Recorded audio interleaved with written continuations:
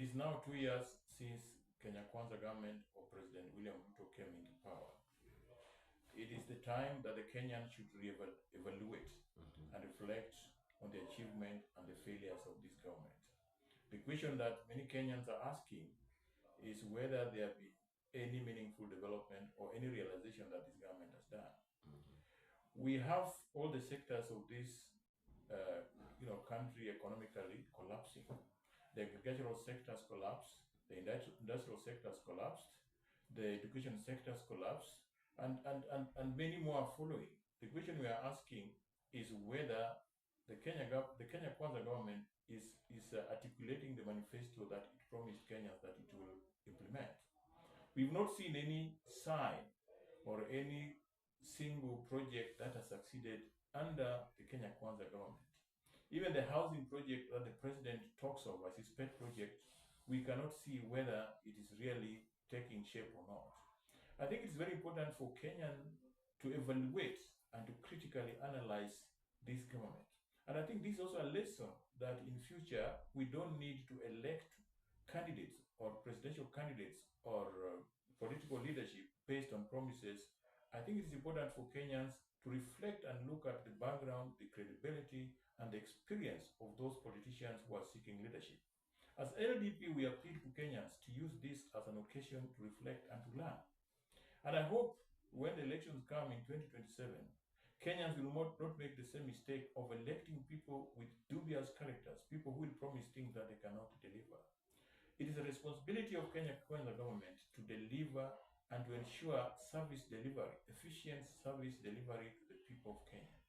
It is not a favor the Kenya Kwanza government is going to do for the Kenyans. It is a right the Kenyans demand. It's a right that the Kenyans expect. Because when a president is elected to lead a nation, when he takes an oath like he did on this day 2 years ago, he took an oath to protect.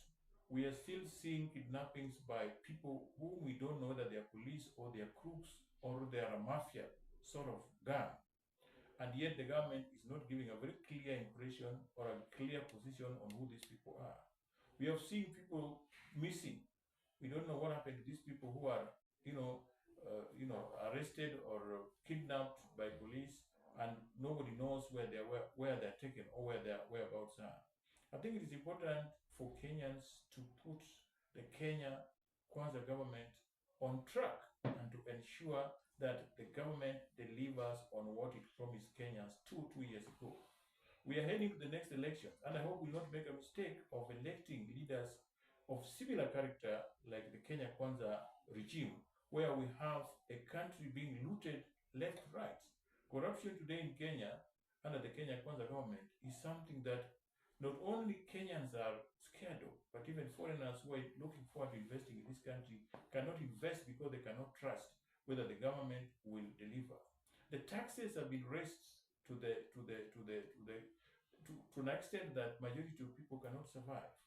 People are living under hardship. The poverty level is increasing day by day. Unemployment is something that we don't know what we're going to do with the children who are graduating from the many universities that we have. Recently, we had a serious demonstration and a serious protest by the Gen Zs. These are children who are looking for future. They have studied, they want to start their own life. How are they going to start a life when they're not employed? How are they going to start a life in a country where people cannot afford 3 meals a day? Now, when we evaluate Kenya Kwanza government, we are only seeing failures. As Liberal Democratic Party, this is a good opportunity for Kenyans to think deeply and to think strongly and to put up strategies in a way that when elections are called for, even if it is tomorrow, then we elect people that are tested to the position of leadership. We elect people that will live up to their own promises.